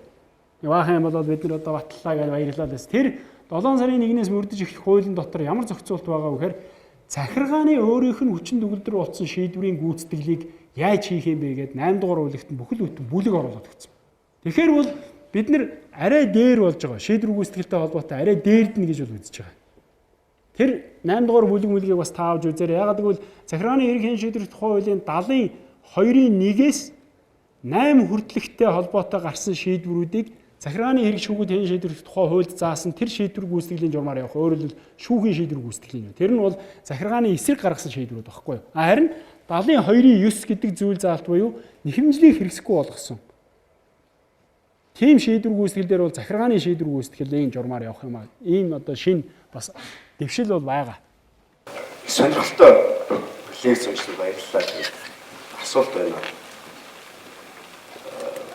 Ер нь манай захиргааны сая цогт ярихтаа бол голцоо шүүх гэхээсээ илүү шүүгчд гэхээсээ илүү хуулийн хийдэл, хуулийн дутуу зохицуулалтын талаар дурдж байна л да. Би асуудлыг яаж хараад байгаа юм гэхээр ялангуяа эрүүл амьдрах орчин, байгаль хамгаалах энэ орчныг хамгаалах гэлийн шүүхийн үйл ажиллагаанд, хэрэг хянан шийдвэрлэх үйл ажиллагаанд захиргааны хэргийн шүүхийн шүүгчд шүүх өөрөө хуулийг бүтээлчээр ашиглаж байгаа энэ байдал хэр шүүмжлэлтэй ханддаг вэ гэж олон нийт буюу төрийн бас байгууллага байгаль хамгаалах үйл ажиллагаанд оролцож байгаа иргэд нэ би хуулийг бол болж байгаа. Гэхдээ сая цогтын дурдсан моментуудыг бол мэдээж зайлшгүй сайжруулах, нэмэлт өөрчлөлт оруулах, шин зохицуултуудыг нэмэх, дэлхийн олон улсын жижигтээ хамт алхах энэ зарчмуудыг бол би ойлгож. Гэхдээ жишээ нь одоо ингээд бид иргэд би бүр төрийн бас байгууллагуудыг ярихгүй. Иргэн нинж жишээ мөрөгдөл барай. Би одоо нэг мөрөгдөл гаргах гэж ингээд яваад байгаа. Би туул голын бохирдлын талаар бол өөрөө сошиал ертөнцид бичдэг. Тэгээ ингээд хүмүүсийн итгэхийг ингээд хатгаад явахгүй байгаа учраас өөрөө явъя гэж бодож байгаа. Тэгээ миний мэдлэг боловсроос хүрэх хэсэгт бол би өөрөө эргэлзэж байгаа. Гэхдээ би ягаад удаан бэлдээд байна гэхээр шүүх намайг энэ таны гаргаж байгаа өргөдөл гомдол чинь нийт эрх ашгийг яаж зөрчиж байгаа. Та ямар байдлаар энийг нотлох гэж байгаа юм. Ингээд миний өргөдөл гомдлыг буцаачих вэ? Хэмжлэг хүлээ авахаас татгалзчих вэ гэсэн боломж надад байгаа. Гэхдээ би энэ хууль руу яаж харж байгаа гэхээр захааны эрх хэмжээ шийдвэрлэх хууль бол уулын зарчим нь нотлох тухайн энэ зүйлийг нотлохын үйл ажиллагаа шүүх өөрөө хийх учиртай. Нотлох баримтыг цуглуулах, баримтжуулах, бэхжүүлэх энэ ажиллагааг захааны эрхийн шүүх өөрөө хийх ёстой гэж би үзэж байгаа. Хуулийн дээр ч тэгээ биччихсэн байж байгаа. Тэгэхээр иргэнээс буюу хэн нэгэн хуулийн этгээдээс байгаль хамгаалах тодорхой нэхэмжил гаргахтаа зөвхөн фактын констатац хийх ёстой. Өөрөөр хэлбэл ингэж бохирдоод байна. Энэ бохирдож байгаа энэ байгаль орчин бохирдуулж байгаа энэ шалтгааныг би энэ туулгын ирэг дээр байгаа 30-32 шиг арьс хэрний үйлдвэрүүдийн үйл ажиллагаа гэж үзэж байна. Тийм учраас энэ нийтлэг эрх шиг туулгын бохирдож байгаа үйл явдал нь бол нийтийн эрх шиг учраас хохирж юм гэж үзэж байгаа учраас энэ үйлдвэрүүдийг эндээс мөр гэсэн хэмжлэлийн шаардлага гарах нь л дээ. Зөв юм тийм үү? Би зөвхөн ерөнхий агуулгаар ярьж байна. Тэгэхээр энэ дээр захиргааны эрхийн шүүгчд буюу шүүх өөрсдөө хуулийг бүтээлчээр хэрэгжүүлэх явдал хэр байгаа вэ гэдгийг би зүгээр яг шүүгчийн хувьд асуучих л да. Нэг лекцэн дээр шүүгч ирсэн юм чинь тийм ээ. Тэгэхээр энд ингээд ийм хуулийн бүтээлчээр ашиглаж чадж байгаа нэгдүгээр хуулийн бүтээлчээр ашиглах шүүгчдийн мэргэжлийн ур чадвар өнөөдөр хангалттай байгаа гэсэн ийм л асуулт. За асуултанд баярлалаа. Тэгэхээр яг би бас нэг 2-3 одоо юм хэлж хариулахгүй бас болохгүй тийм. Нэгдүгээр мэдээж шүүгч гэдэг ажил эрхэлж байгаа нь үнэн. Тэгэхдээ тэр нь одоо юу гэдгийг тодорхой асуудлаар бас хууль зүйн асуудлаар одоо хичээл ном ч гэдэг юм иймэрхүү байдлаар юу яхахыг хоригддгүй учраас л би энд ирсэн сууж байгаа юм. Тэгэхдээ энэний цаана бол бас нөгөө тодорхой хэрэг маргаан эсвэл шүүхэд ирж болцсохгүй хэрэг маргааны талаар байр суурь илэрхийлж болохгүй гэдэг бас нэг хаалт байж байгаа. Тэрийг бол бас миний хариулт хэрвээ их тодорхой биш байх юм бол тэрийг бас та бүхэн мань ойлгоно үз. Ягаад гэвэл ирж болцсохгүй юм уу? Одоо шүүхтэр байгаа асуудлаар шүүгч бас байр сууриа илэрхийлэхийг урьдчилж тэрийг бол одоо манай хууль ёс зүйн дүрм энэ төрөөр хоригдсон байдаг. Яг би бол зүгээр саяны Нинжотын асуултанд дээрээс 2-3 зүйл дээр хариулт өгөх боломжтой гэж үзэж байгаа. Мэдээж би түрүү хэлсэн.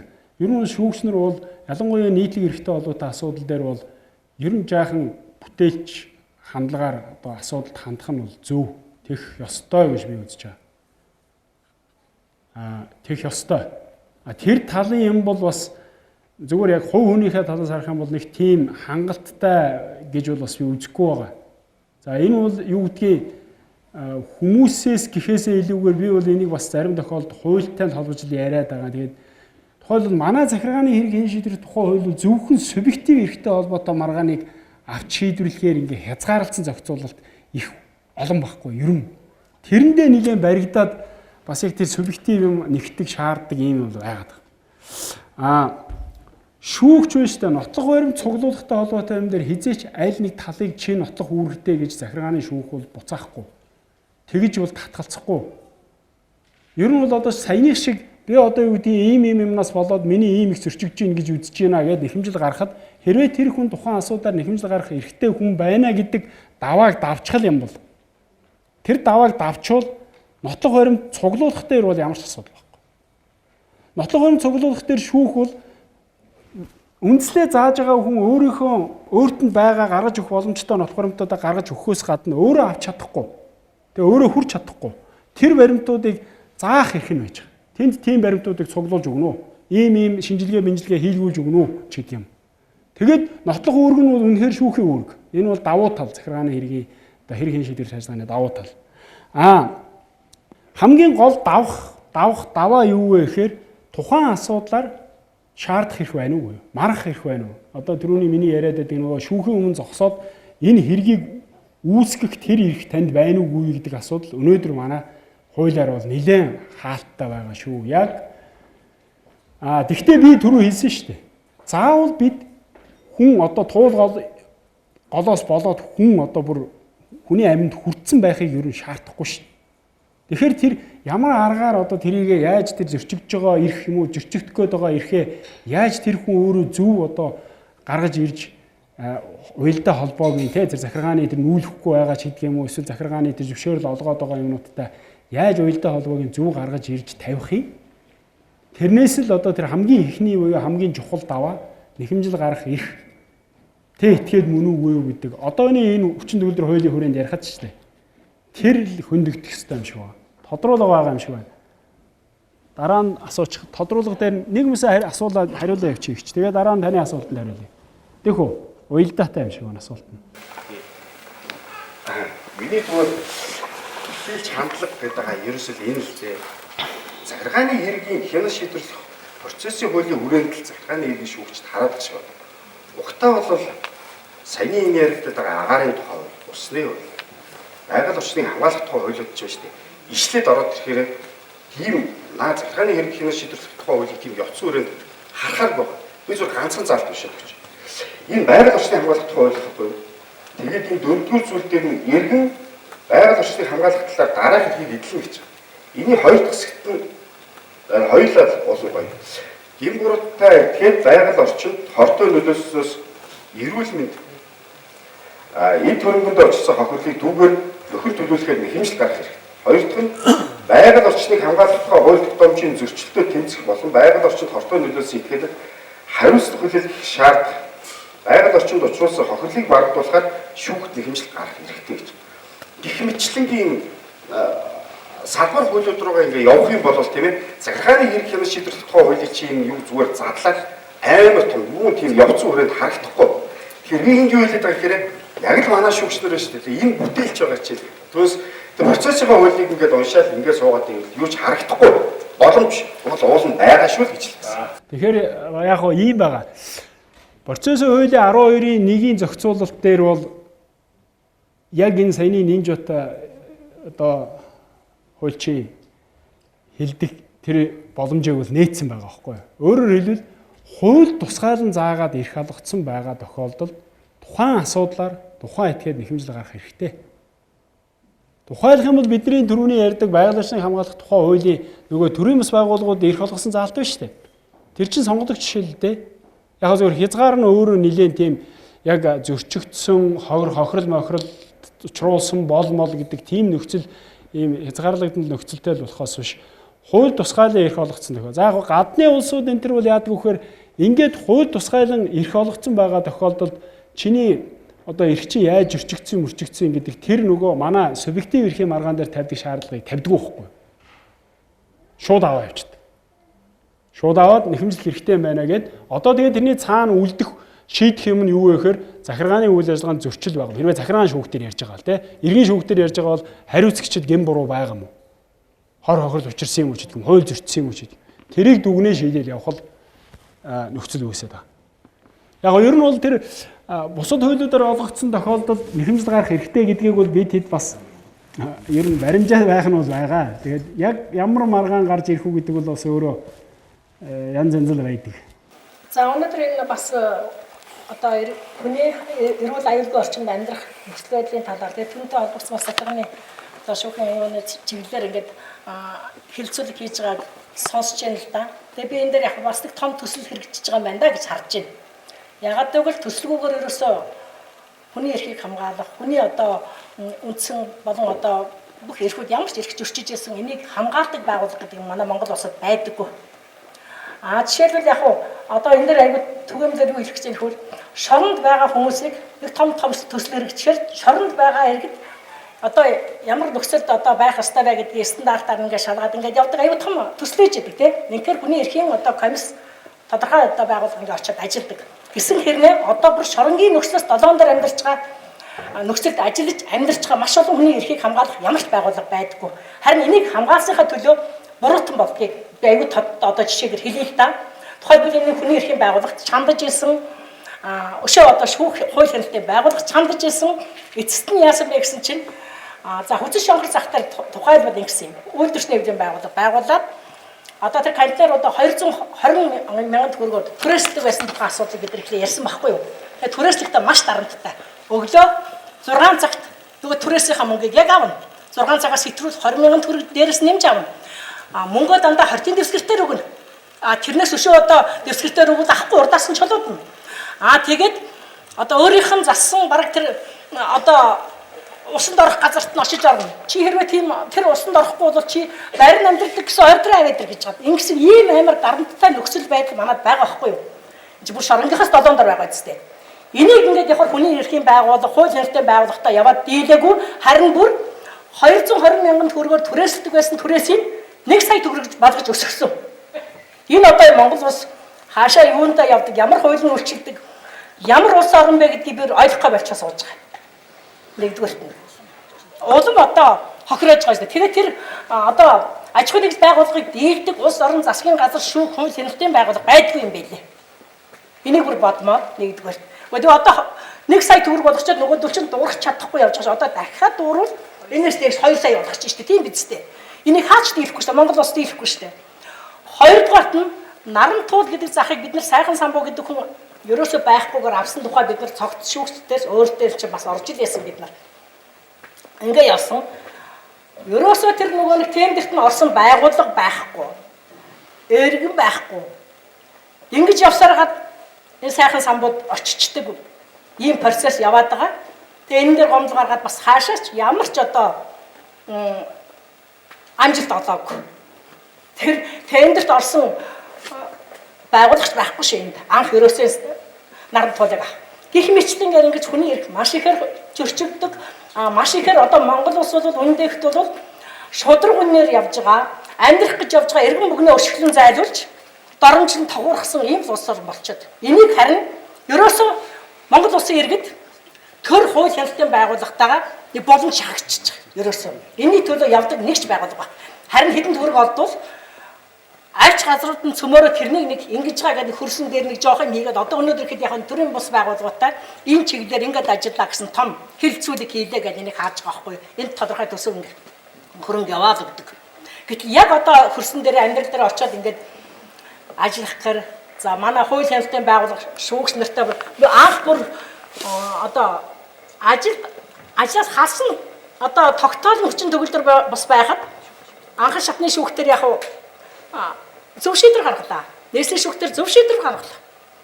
Бүр ичиж өгмөр хангас үлдэн тэр нөгөө угаасаа хэлдэг байхгүй. За тэр хүний явсан юм. Одоо улсын дэд шүүгтэр очиод уннаа чи хараад байгаараа хэр яг улсын дэд шүүгтэр очиод ундаг. 2-3 удаагийнхаа материалыг мэдж байгаа. Анхан шатны шүүгтэр ядаад гарчдаг. Нийслэлээр ядаад гарчдаг. Тэгэл дэд шүүгтэр очиод ундаг. Ийм муухай процессууд бай шүүгчд бол асар их цалин нэмээд байгаа мөртөө шудраг явдлууд дэндүү байхгүй. Ерөөсөө тэр өнгөтэй албан тушаалтан бол заавал ялан дийлдэг том аж ахуйн нэгж байгууллага бол хязгаарч ундаггүй гэдгийг л одоо тод жишээг л зөвхөн тэр хүчит шонхороор харах хэрэгтэй байна л да ерөөсөө. Тэгээ ерөөсөө тэр үйлдвэрч нийгмийн байгууллага байгуулсан тэр иргэн аж ахуйн нөгөө иргэдийн одоо үүсгэл санаачлага бол баг буруу тооцогдоод тэд нар одоо бүр эргээд дуурах эрх байхгүй. Ёстой баг нүрээ хийх газаргүй болоод ингэ явж байгаа шүү дээ. За тэгэхээр ийм яг уу сэдв бол өөрөө бас байгаль орчин, эрүүл аюулгүй орчин гэсэн сэдв яригадаад байгаа. Гэхдээ мэдээж нийтлэг эрх зөрчигдсөн асуудлууд бол энд тэнд гарч байгаа. Хоёрдугаарт юу шүү? Шүүх бол өөрөө ялгаа байхгүй бас хуулинд баригдаж ажил хийдэг, тийм ээ? Яг тодорхой хэрэг маргаан яриад тийм хэрэг маргаан ингэж шийдсэн энэ төр гэвэл бас юу болох вэ? За яг хөө би таны саяны ярьсан юм дээр саналаа хэлчихье. Та саналаа хэлсэн юм чи. Тэгэхээр би бол өнөөдөр энд нийтлэг эрхтэй холбоотой асуудлаар шүүхийн журмаар яаж бодиттой хэрэгжилт бий болгож болох вэ гэдэг тийм сэдвээр хүний эрхийн комиссийн хүсэл дээр ирж байгаа. Тэр ямар нэгэн төсөл байгаа байгааг нь би мэдэхгүй юм. Хэрвээ тийм юм байгаа бол тэрийг та хүний эрхийн комиссиас тодруулна биз. Тодорхой хэрэг маргаан ярих тодорхой хэрэг маргааны асуудал бол хүндрэлтэй. Тэр бол тухайн шатны шүүхээр тухайн хэрэгт авагдсан нотлох баримтан дээр үндэслээд тэгээд одоо нөгөө хууль ном нь юу вүлээ тэр мөрийг бариад ингээд шийдвэрүүд гардаг. Янз янзын шийдвэрүүд гардаг. Тэрэн дээр одоо юу гэдгийг шүүх бас одоо дандаа юу гэдгийг одоо тийм ийм гэж бас би бас бодохгүй байна л да. Анхан давах хяналтын шатны шүүхийн нэг байх 3 шатны шүүх байхын бас учир холбогдол гэж байгаа юм л да. Тэр уг нь бол зүүн яах ёстой вэхээр